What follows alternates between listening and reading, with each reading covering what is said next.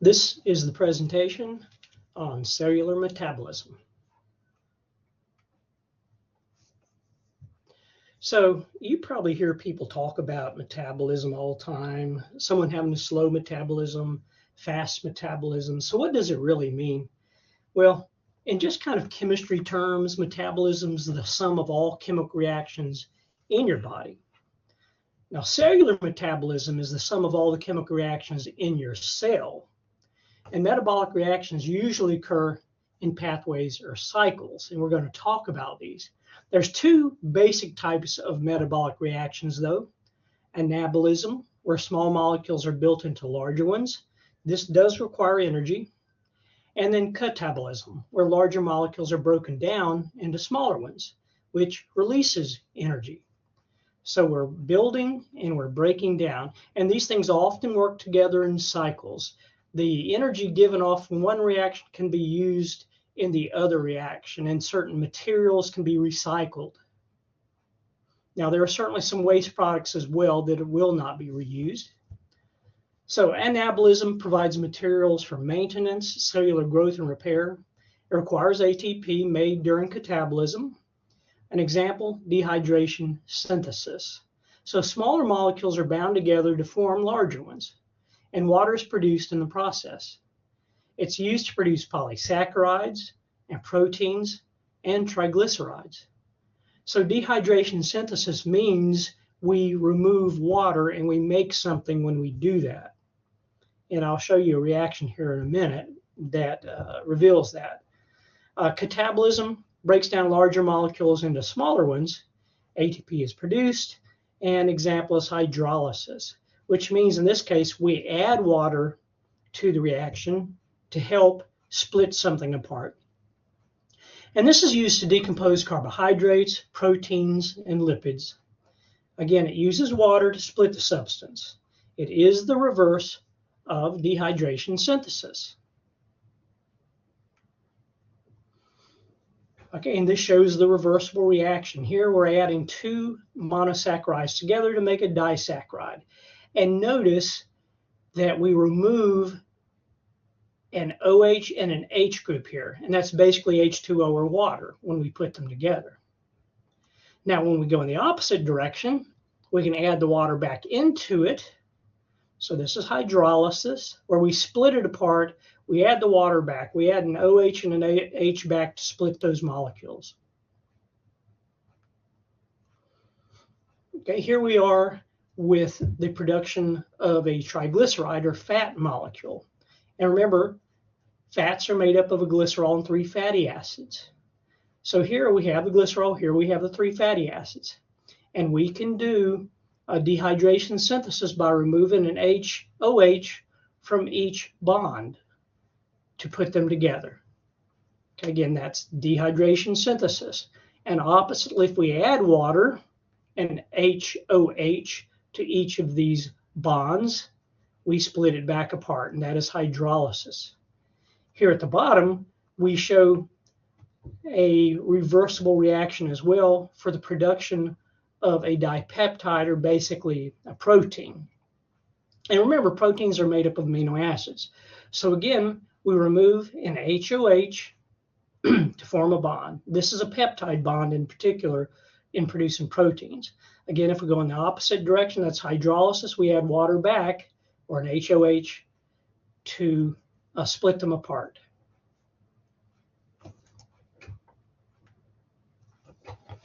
Okay, now certainly we want metabolic reactions to be controlled, because you don't want all metabolic reactions constantly working when you don't need to either break down materials or produce energy, and you don't want to be putting energy into things all the time that you don't really need. All cells perform catabolic and anabolic reactions, and rates of catabolism and anabolism has to be carefully controlled. So breakdown, energy releasing actions, they occur at rates that balance with buildup energy utilizing reactions. And any imbalances in the reaction rates could damage or kill a cell. Different types of cells conduct specialized metabolic processes. Now, what do we use to help these reactions to occur? enzymes. And it controls the rate of both catabolic and anabolic reactions. It basically increases the reaction rates. And we can certainly control the enzyme production as well, and when they're used. Okay, enzymes are proteins, and they're catalysts. Catalysts speed up reactions. Globular proteins that catalyze specific reactions is a basic definition for enzymes. They increase the rates of chemical reactions. They lower the activation energy necessary to start the reactions. And that's the important point about how enzymes act. And I'll show you a graphic here in a minute. So enzymes are not consumed in the reaction. They're used repeatedly. And each enzyme is specific to a very specific substrate. The ability to recognize the substrate is going to depend on the shape of the active site of the enzyme. So these two molecules have to basically fit together ultimately. Many enzymes are named after the substrate, and we add "ase" on the end of the suffix. For example, if we want to break down a lipase, the enzyme if we want to break down a lipid, the enzyme we use might be called the lipase. Okay, so here we have substrate molecules. We want to put them together.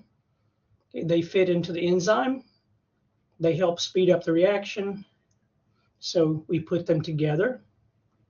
But it is reversible, of course. Okay, but in any case, we get this product in, and notice we've added two things together to get one product. Again, we can go in the opposite direction if we want to. Depends on the type of reaction. Okay, and I might say one other thing here before moving forward. Lots of different hypotheses, theories about how it really works. And it's believed that initially the molecules may not fit together perfectly. So it has to go through some kind of modification first to make that happen. It's called induced fit. Okay, let's talk a little application here, the human metabolome. So metabolomes are all small molecules that are part of the metabolism in a cell, tissue, organ, or organism. The human metabolome database stores vast amounts of information about those molecules, also called metabolites. It's estimated that human cells have at least 2,500 metabolites, but less than half have been identified. Metabolites are being analyzed, and they're added to the database to record concentrations in different cells under various conditions, pathways, and enzymes that interact with them, drug and food interfaces. Information is being used in toxicology, drug discovery, diagnosis, screening of newborns, and transplant monitoring. Okay, let's talk about the pathway. So metabolic pathways, a series of enzyme-controlled reactions leading to the formation of a product. So we don't usually just have this one little reaction that occurs with one enzyme. Usually there's a whole chain. And each new substrate is the product of the previous reaction. Each step of a pathway is catalyzed by a different enzyme. And there's always one enzyme we consider the rate-limiting enzyme, though. It's a regulatory enzyme that catalyzes one step of the pathway, and it typically sets a rate for the entire reaction sequence. The number of molecules of this enzyme tend to be limited, and often the first enzyme in the reaction sequence is the rate-limiting enzyme. In some pathways, the end product inhibits the rate-limiting enzyme, and that's what we call negative feedback. Okay, this shows a couple of pathways. As you see, each substrate leads to a product which becomes a substrate again until we get an ultimate product. And you see we have a different enzyme at each step. Now, in B, you see how this product can actually feed back on the conversion of substrate 1 to substrate 2. And that would be negative feedback, and we'll talk more about that. Okay, so that end product could actually inhibit that first reaction. Okay, there's other things involved also with enzymes. You have cofactors. These are the non-protein substance that combines with the enzyme to activate it. Some help fold active sites into proper conformation. Some help bind enzymes to the substrate. It can be an ion, an element, or a small organic molecule. Now, if it's a small organic molecule, this is a coenzyme. Organic molecules that act as a cofactor.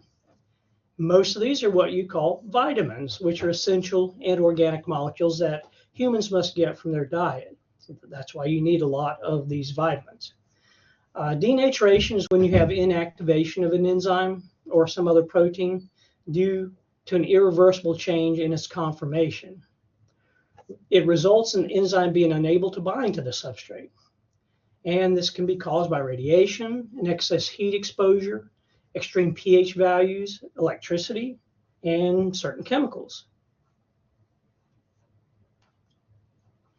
Okay, clinical application. Inborn errors of metabolism. So deficient or absent enzyme blocks metabolic pathways that it catalyzes in this case, and it results in the accumulation of the enzyme substrate and a deficiency of the product. An example, phenylketonuria, or PKU. A missing non-functional enzyme blocks conversion of amino acid phenylalanine into the amino acid tyrosine. So excess phenylalanine can enter the blood and poison the brain, and it can be treated with special diet. Sometimes if you look at drinks or foods that have artificial sweeteners, like those that have aspartame, which have phenylalanine in it, there'll be a warning about be careful if you're phenylketonuric. Okay, well, you have to have energy, as we said. It's the capacity to change something or the ability to do work. Other common forms of energy include heat, light, sound, electrical energy, mechanical energy, chemical energy. And energy cannot be created or destroyed, but can be changed from one form to another, which is one of the laws of thermodynamics. So what is cellular respiration specifically? So it's the process that transfers energy from molecules and makes it available for cellular use. And most metabolic reactions use chemical energy. Many metabolic processes require chemical energy, which is stored in ATP. The energy is held in chemical bonds and released when the bonds are broken. Oxidation releases energy from glucose and other molecules via loss of hydrogen atoms and their electrons. In cells, enzymes lower activation energy needed for oxidation in reactions of cellular respiration. And then the energy is transferred to ATP. Now 40% is released as chemical energy, 60% is released as heat, which helps maintain body temperature, and in some cases is just kind of lost to the environment. Okay, and let me say something about that real quick. Again, when we say it lowers activation energy, that just means it lowers the amount of energy that you have to have for that reaction to occur, so it makes it easier for it to happen. It's kind of like imagine somebody, say, pushing a big rock over a hill and they can't quite make the rock over the top of the hill. So, well, we come in and we do something that lowers that hill. Maybe we can knock the top off the hill, which now the person's at the very top and they can just push the rock over a little bit easier. Okay, we talked about adenosine triphosphate as something that captures the energy. So it's a molecule that carries the energy in a form the cell can use. It's the main energy carrying molecule in the cell, and energy from ATP breakdown is used for cellular work. Consists of 3 portions: adenine, ribose, which is a sugar, and 3 phosphates in a chain.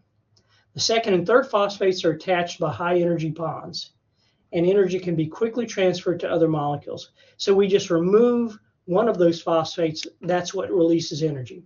Every time you break a bond, energy is released. So when ATP loses the terminal phosphate, which means the last one, it now becomes adenosine diphosphate. And ADP can be converted back to ATP by attaching a third phosphate, and that's called phosphorylation. Phosphorylation requires energy from cellular respiration. ATP and ADP cycle back and forth between cellular respiration and energy utilizing reactions. Okay, here's what ATP looks like. Again, an adenine, a ribose sugar, 3 phosphates. And this shows how we can release those phosphates and turn it into ADP, but we can always add the phosphate back in certain reactions.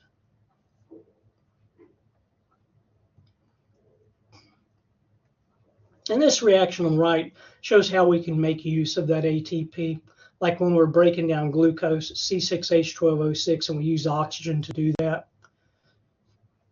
We'll talk more about that. Cellular respiration of glucose occurs in 3 interconnected catabolic reaction sequences. First, glycolysis. It's anaerobic, which means it does not require oxygen. Now, the citric acid cycle and electron transport, they do require oxygen, and therefore we call those aerobic. Okay, and in electron transport chain, we specifically have reactions we call oxidative phosphorylation, where we actually create more ATP. Okay, glycolysis and electron transport chains are stepwise reaction sequences. The citric acid cycle occurs in a metabolic cycle in which the final product reacts to replenish the original substrate. Cellular respiration of glucose requires a supply of glucose and oxygen, and the final products of cellular respiration include carbon dioxide, which you breathe out, and water in various forms, whether it's perspiration, or urination, ATP, that's chemical energy, 40%. And again, heat is given off, and that is the majority of the energy given off, really. It includes 2 types of reactions, again, anaerobic and aerobic. In anaerobic, we do not require oxygen, and it makes very little ATP. In aerobic reactions, we require oxygen, and we make most of the ATP. Okay, this just shows a basic metabolic cycle. Again, it's just like we talked about at the very beginning. You have different substrates that turn into different products, which then become substrates for the next reaction, and it just is continuous and requires different enzymes at each step. Okay, this is a more detailed version of what goes on. Okay, so here is your typical cell. Okay, this is the cytoplasm, and this big organelle, and it's really oversized as a mitochondria. So really, it's not that large compared to the whole cell, but for the purpose of this description, we're going to show it as very large. So first of all, we have glucose coming into the cell. So you've eaten a lot of food, and we've converted it to glucose. Okay, and it's time to utilize it. So we go through the first step, which is glycolysis, which occurs in the cytoplasm. Okay. And so it's a 6-carbon sugar, glucose, which we then convert to 2 pyruvic acids. So 2 pyruvic acids each are 3 carbons. So we basically split the glucose in 2. Okay, and at this point in glycolysis, we actually create 2 ATP. So we call this substrate level phosphorylation when we create ATP at this level. Now then the pyruvic acids go into the mitochondria, and we convert it to acetyl-CoA once it comes inside of the mitochondria. Okay, the acetyl-CoA then goes into the citric acid cycle. Oops. One second. Here we go, back to here. It keeps changing on me, I apologize. So the acetyl-CoA goes in the citric acid cycle. We go, now acetyl-CoA is 2 carbons, okay? Now coming back around in this cycle, we start with a 4-carbon oxaloacetic acid. It combines with the 2 and we get another 6, and that's called citric acid, hence why we call it citric acid cycle. Now, we go through a few different turns here, but in any case, at each level, we remove some carbons as carbon dioxide. So here we go from a 6-carbon, then we'll go to a 4-carbon, then to a 3-carbon, etc., ultimately coming back to a 2-carbon. And at each level, we are releasing carbon dioxide. So that's where the carbon goes to. And ultimately, let me enlarge it again. Okay. Oh, and let me say before going further, 2 ATP again are released immediately, substrate level phosphorylation. Now, what is the purpose of all this really? Well, we don't get a lot of ATP out of this first part, so it's really not for that purpose. The purpose is that all of these electrons that we're splitting off as we get rid of the carbons here, as we split the carbons, are gathered up. They're gathered up by electron carriers, and that's what this blue line is. Okay, so you see it says high energy electrons and hydrogen protons, H+. So H+ means basically a hydrogen atom that has lost its electron. Okay, so we're basically gathering up again those electrons. And we're going to then move those electrons down. Oops, one more time here. Okay, we're going to move those electrons down through here. And by the way, this molecule is called NADH. Okay, it comes into electron transport. We pass those electrons along, and as a result, and by the way, this occurs in the membrane of the mitochondria now. We produce lots of ATP. Okay, I'm going to get into more detail with that, but do notice that the final electron acceptor down here is oxygen. That's why you need oxygen, really, in cellular respiration, is so there's something down there to gather up finally all the electrons that have moved through. And in the process, when those electrons and protons that we have moved down here combine with oxygen, we get water. So that's where water comes from in the overall reaction. You can almost look at oxygen maybe like the light bulb in an electrical circuit. If the light bulb's not on, then the electrons are not flowing.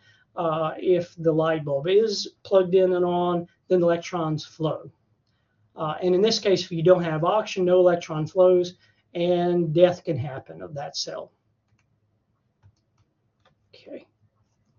Okay, let's talk a little bit more detail about each of those steps. So in glycolysis, that's the first reaction sequence in glucose breakdown. And it's a series of 10 reactions. It breaks down glucose, which is a 6-carbon sugar, into 2 pyruvic acids, which are 3-carbon molecules, as I mentioned earlier. Again, that occurs in the cytosol, or cytoplasm of the cell. This is the anaerobic phase of cellular respiration, does not require oxygen. And immediately it yields 2 ATP molecules for every glucose molecule. And as I said, that's called substrate level phosphorylation. So there's 3 phases of glycolysis. Phosphorylation of the glucose first, which means you add phosphates, and then splitting or cleavage of the glucose into 2 3-carbon molecules, that's the pruvates, and then production of NADH and ATP and 2 molecules of pyruvic acid. And again, that pyruvic acid will now get to move into the mitochondria. So this shows those 3 phases of glycolysis. And as you see at the end, we get pyruvic acid, okay, 2 pyruvic acids. And we get a net gain of 2 ATP. So 2 ATP have to go in to get the process started and 4 come out. So that's why we say we get a net gain of 2 ATP. Now notice what happens here. If the pyruvic acid doesn't go any further, like no oxygen available or whatever, that pyruvic acid actually can be converted into lactic acid, which is one of the things that makes your muscle sore. And it builds up in the muscles. Okay, in the presence of oxygen, NADH and H+ deliver hydrogen atoms to the electron transport chain at the very end, with oxygen as your final electron acceptor. In the absence of oxygen, there is no electron acceptor. NADH and H+, which again are just the protons, will deliver electrons and the H+ back to pyruvic acid to form lactic acid. And if that's no oxygen, buildup of lactic acid will inhibit glycolysis ultimately. ATP production will be decreased. Glycolysis produces much less ATP than aerobic respiration overall. And as I said, you get a net gain of 2 ATP for every glucose. So when your muscle finally gets sore and just can't work anymore, it's because of many things. One is lack of oxygen. Okay, aerobic. In presence of oxygen, the pyruvic acid then goes into the aerobic pathways. Now it can enter the mitochondria. The aerobic reactions include the synthesis of acetyl coenzyme A, once you're inside the mitochondria, citric acid cycle, and electron transport chain. It begins with the pyruvic acid moving from the cytosol to the mitochondria. The pyruvic acid is then used to produce acetyl-CoA. The end products are going to be carbon dioxide and water, and up to 36 ATP for every glucose molecule. Okay, the citric acid cycle. So the acetyl-CoA that is now in the mitochondria can enter into the citric acid cycle. And oxaloacetic acid is what is coming back around in that cycle. Citric acid is changed into oxaloacetic acid through a series of reactions. The cycle repeats as long as pyruvic acid and oxygen are available. So for each citric acid molecule, we get 1 ATP, and 8 hydrogen atoms will be transferred to NAD+, and also there's another electron carrier called FAD, which I didn't mention a while ago. Okay, and when they do gather up the electrons and the protons, then we call it NADH and FADH2. 2 carbon dioxides are produced, and they enter the blood, and you exhale the carbon dioxide. Okay, so here is the details of the citric acid cycle. Again, pyruvic acid comes in, it's converted to acetyl-CoA. It can enter the citric acid cycle now. Notice that we just keep losing carbons as we move around for the most part. And at every point at which we do lose a carbon, notice it comes off as carbon dioxide. Now, the electrons and protons that are being given off also, we're gathering up with NAD, right? So NAD gathers it, now it's NADH. Let's see, also FAD will produce FADH2. In any case, again, as I said earlier, these are the main products really that we are transferring back to ultimately the electron transport chain. We're just gathering up all those electrons. So NADH and FADH2 carry hydrogen and high energy electrons to the electron transport chain. The electron transport chain is a series of enzyme complexes or electron carriers that are located in the inner membrane of the mitochondria. Energy from electrons is transferred to the enzyme ATP synthase. ATP synthase uses energy to catalyze phosphorylation of ADP to ATP so we can create ATP. And H2O, or water, is formed. So oxygen is a final electron carrier, and as I showed you earlier, it gathers up the hydrogen ions and electrons. Okay, the summary of ATP production: when we have complete oxidation of glucose, 2 ATPs produced in glycolysis, 2 in the citric acid cycle, and 28 in electron transport. So up to 32. Okay, this just shows what happens when those electrons are passed along the electron transport chain. And as they go from carrier to carrier, that energy is going to be used to move protons to one side of the membrane. And then as that proton comes back through the membrane, it's going to generate ATP. And again, those leftover electrons and protons are going to be gathered up by oxygen, and we produce water.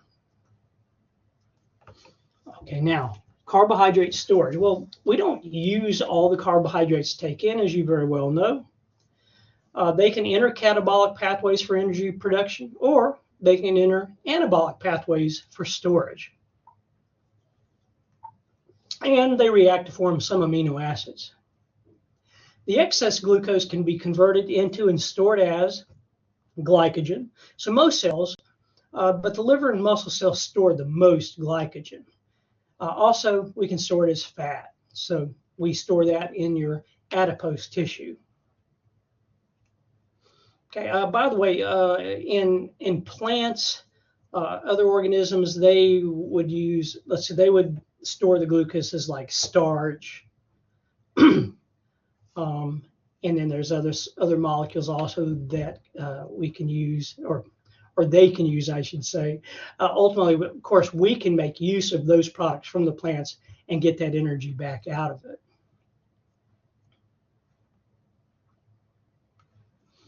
Okay, so carbohydrates from the food are hydrolyzed. So we use hydrolysis to split them into monosaccharides. And again, they can go to catabolic pathways or they can go to anabolic pathways. And this shows the potential what can happen with certain types of macromolecules. Here we have proteins, carbohydrates, fats.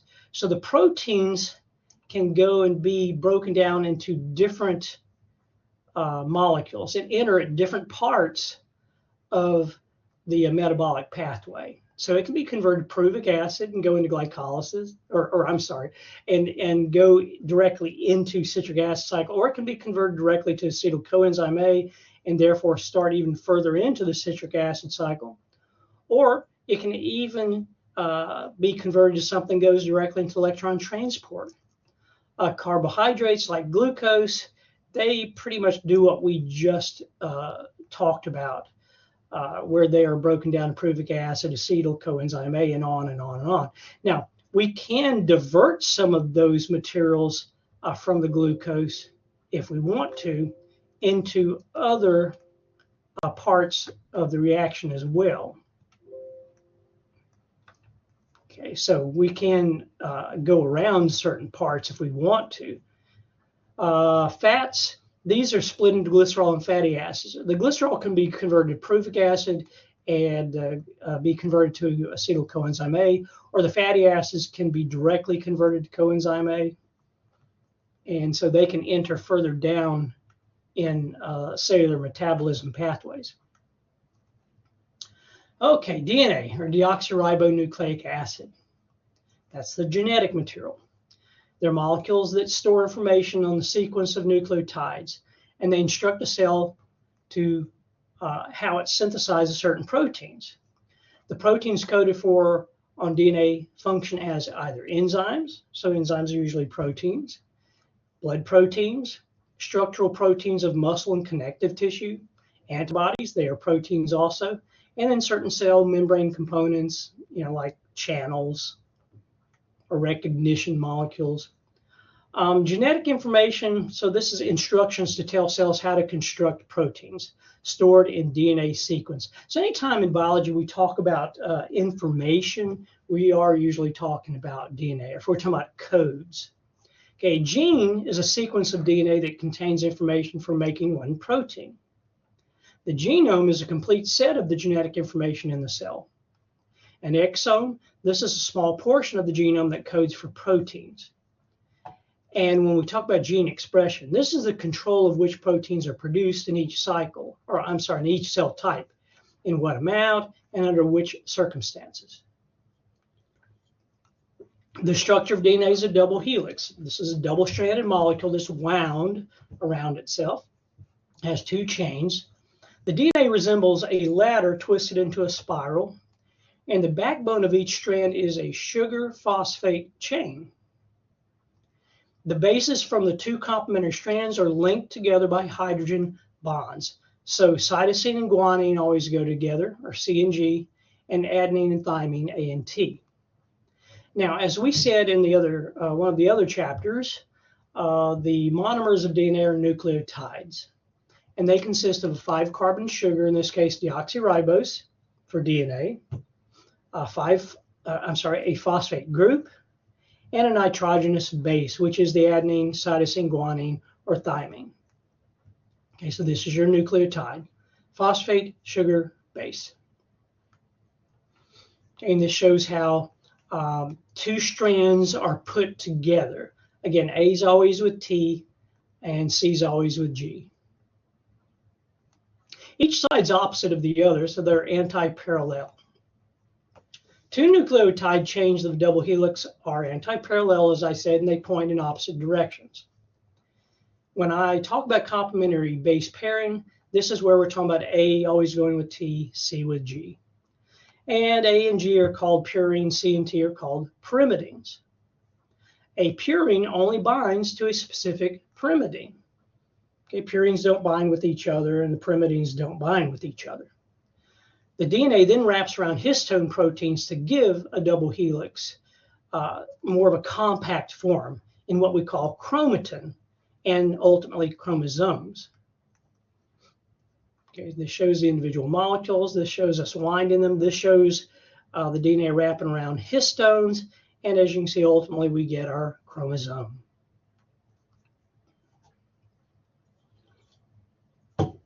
Okay, lots of technology around the use of DNA. DNA profiling can free people, like certain prisoners. A human genome contains 3.2 billion bits of information, and we can actually determine from crime scenes what DNA is there, and often we can link it to whose. DNA profiling or DNA fingerprinting compares the most variable parts of the genome among individuals.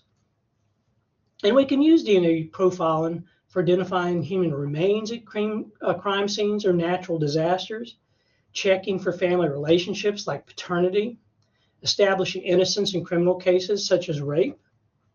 And hundreds of prisoners have been freed due to DNA profiling. Okay, so let's talk about how we create more DNA. So when a cell is going to divide, each daughter cell has to receive identical DNA. So DNA replication occurs, and it's a process that produces an exact copy of a DNA molecule, and this occurs during interphase. So the steps in DNA replication include hydrogen bonds breaking between the base pairs, strands unwinding and separating, then new nucleotides pair with the exposed bases under direction of a DNA polymerase. Yes, that's an enzyme. And other enzymes connect new sugar phosphate backbone. Okay, and you'll remember that replication occurs in the S phase of interphase. All right, now what do we do with that DNA? How do we ultimately use that information? How do we code it for something to make you who you are?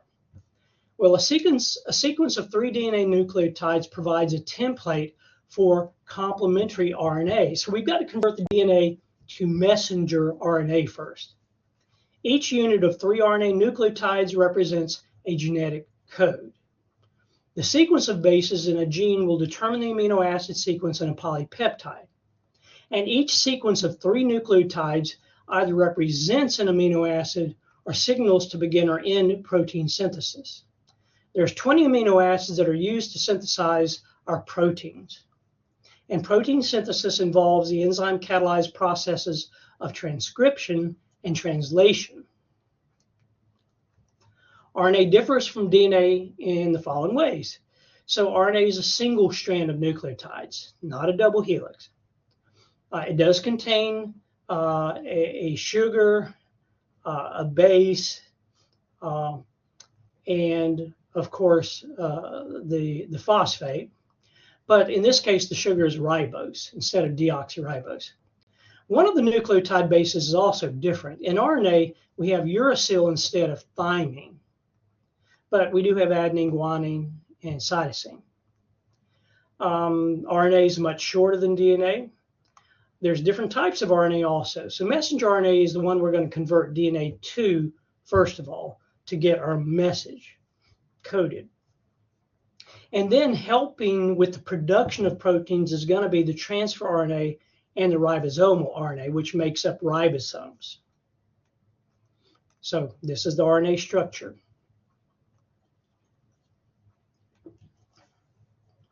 Okay, so in transcription, this is when we go from DNA to messenger RNA. So DNA stores the master copy of the genetic code, and that stays in the nucleus, at least in animals, and eukaryotes in general, so not in bacteria. Protein synthesis occurs in the cytoplasm. RNA copies and transfers information from DNA to the cytoplasm. Transcription is the process of copying a specific DNA sequence onto an RNA sequence. And messenger RNA is the type of RNA that carries the genetic code from DNA to the ribosome in the cytoplasm. RNA polymerase is the enzyme that catalyzes the formation of messenger RNA from the proper strand of DNA. Okay, steps in transcription in messenger RNA. So RNA polymerase recognizes the correct strand of DNA to copy. The RNA polymerase then binds to a promoter region, the DNA sequence that signals the beginning of a gene. A section of DNA will unwind to expose the gene coding for the particular protein. A complementary messenger RNA nucleotide pairs with the DNA bases, and then a termination signal will indicate the end of the gene. New messenger RNA strands then are released, and the DNA rewinds into the double helix, so we can reuse that DNA. The messenger RNA now leaves the nucleus through a nuclear pore, and it attaches to a ribosome in the cytoplasm. And often we're talking about this happening in the endoplasmic reticulum. Okay, so if this is the DNA we start out with, this is what the RNA is going to look like. So if you start out with an adenine, you're now going to have a uracil in the RNA. If you start out with a T or thymine, you're going to get an adenine. If you start out with guanine, you're going to get a cytosine, and on and on and on. But this will then split off into an individual RNA strand. Okay, next, each amino acid is specified by a sequence of 3 bases in DNA, which is the codon. And protein synthesis occurs in the cytoplasm, as we said, with the ribosome, and often in the endoplasmic reticulum. Messenger RNA leaves the nucleus, binds to a ribosome, and acts as a template for protein synthesis. At the ribosome, the genetic code carried by the messenger RNA is used to synthesize a protein. So in translation, this is a process of converting the genetic code carried by mRNA into a sequence of amino acids that becomes a protein ultimately. Protein synthesis requires that amino acids are added to a growing polypeptide chain in a proper sequence. So amino acids bind other amino acids with a peptide chain, and that's why we will call this protein we make a polypeptide. Transfer RNA aligns the amino acids during translation along the messenger RNA strand on the ribosome. So the tRNA brings in the appropriate amino acids that go along with the particular 3 bases of the messenger RNA. tRNA binds to its amino acid, it transports it to a ribosome, it binds to the messenger RNA according to the sequence, and it adds it to the amino acids to a growing polypeptide chain. Each transfer RNA contains a sequence of 3 nucleotide bases we call the anticodon, which binds to the complementary codon on the messenger RNA. As the ribosome moves down the messenger RNA, each transfer RNA brings in its amino acid to be added to the growing protein. And overall, as we said, there's 20 types of amino acids. There's 64 possible codons, which are the 3 base sequences on messenger RNA. And most codons correspond to amino acids. Now, 1 to 4 messenger RNA codons code for each amino acid, though. The initiation codon, AUG, codes for methionine, and that signals the start of the protein. 3 codons tend to be stop codons, and they signal the end of a protein. And these do not have any kind of corresponding transfer RNAs. For each messenger RNA codon coding for an amino acid, there's a corresponding transfer RNA anticodon. Okay, so in this picture, they show this process of the messenger RNA being produced. So again, that's transcription. It goes out of the nucleus. It binds to a ribosome.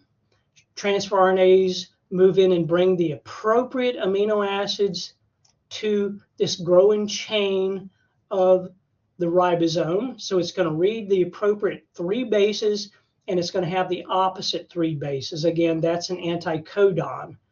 On the messenger RNA, it's a codon. And ultimately, we get this growing polypeptide chain, and finally, it comes off as a full protein. Make sure that you watch a couple of the videos at your course website so you can see this process in action. Seeing the animation will make a big difference in understanding this. Now, as we said, we have 20 different amino acids. And this chart shows you what amino acid each of the codons specify. And as you can see, in some cases, you may have more than one codon that specifies the same amino acid. Like phenylalanine, there's actually 2 different codons. Leucine, 2 different ones. Actually, more than that, because we have others also here, as you can see. Isoleucine, we show 3 here. Valine, we have 4 here. In some cases, we said they correspond to the stop, which tells the ribosome when it's done reading. Let's talk more about the ribosome. So ribosomes are organelles that are composed of ribosome RNA and protein molecules. It's composed of 2 unequal subunits, as you saw in our picture earlier. Binding of the transfer RNA and messenger RNA occurs in association with the ribosome. Ribosomes move down the messenger RNA molecule, and they bring in the appropriate transfer RNA that has the proper amino acid to the growing protein chain. Amino acids are joined by peptide bonds, and when the ribosome reaches the stop codon, the protein is released. Ribosomes, messenger RNA, and ribosome RNA can then be used again. So this shows again that entire process of the messenger RNA going through the ribosome and the proper transfer RNAs bringing in the appropriate amino acids to the growing polypeptide chain. Okay, table 4.3 goes through the different steps, and you might want to read that at some point and try to commit that to memory. Again, it helps to also have the animation in your mind. Okay, changes in genetic information. 99.9% of the human genome sequences are the same among all people. So only 0.1% of the genome varies. This includes DNA sequences that affect your health, your appearance, and then there's lots of them that have no observable effects as far as we know. We do know that DNA can get changed. This is called mutations. And this is caused by errors in DNA replication. Now, what happens in mutations is that bases can be changed into a different base. Base can be added, they can be deleted. Mutations can be spontaneous due to insertion of an unstable base in the DNA sequence, or can be induced by a mutagen or chemicals or radiation. Some mutations are not harmful, so they don't affect your health. But many mutations do affect health by changing the amino acid sequence, and that gives you a non-functional or missing protein. An example, in sickle cell disease, it's caused by a single nucleotide substitution and causes production of abnormal hemoglobin, which causes a change in the shape of red blood cells in low oxygen conditions and extreme pain. Rarely a mutation provides an advantage to health. An example, a mutation that protects some people against HIV, which is the receptor to which the virus binds, would be incomplete. So it does happen occasionally. And it is one of the drivers for natural selection and evolution. Okay, this shows a mutation. Okay, here this was the original, so it was TTC, and notice one of them got changed. Thymine got changed to an adenine in a mutation in the DNA. Now, luckily, we do have DNA repair mechanisms. So correction of a mismatched nucleotide by a repair enzyme. Now, the nature of the genetic code itself helps protect us, since often 2 or 4 codons will specify the same amino acid. Some mutations that change the 3rd base of the codon would result in the production of the same amino acid, which would then not affect the protein. And having 2 copies of each chromosome, that also helps. If one copy is mutated, the other copy may provide enough of the gene's normal function to maintain health. And that is the end of this presentation. Again, go back in and watch some animations that pertain to this material.